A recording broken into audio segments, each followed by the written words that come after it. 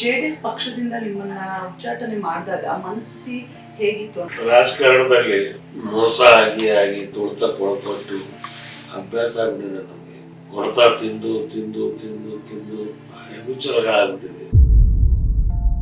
ಕಷ್ಟಪಟ್ಟು MLC 4 ವರ್ಷ ಬಿಟ್ಟು ನಾನು ಹೋದೆ. 60ರಿಂದ 65 ಮೇಲೆ ಸೀಟ್ ಬರ್ಬೇಕಾಗಿತ್ತು.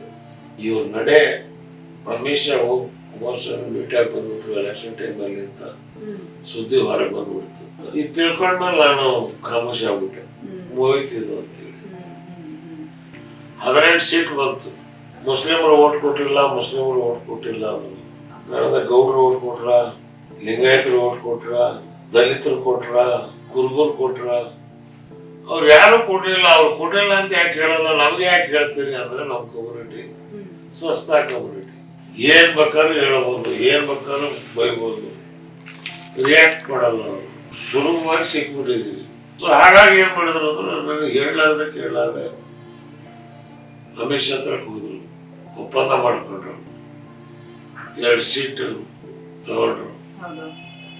ನಾನು ಹೇಳಿದ್ರೆ ಜನತಾದಳಕ್ಕೆ ಕನಿಷ್ಠ ಪಕ್ಷ 6 ಸೀಟ್ ಪಾರ್ಲಿಮೆಂಟ್ ಸಿಗಬೇಕಾಗಿತ್ತು. ಪೂರ್ತಿ ಎಪಿಸೋಡ್ ನೋಡಲು first view Kannada channel subscribe ಮಾಡಿ.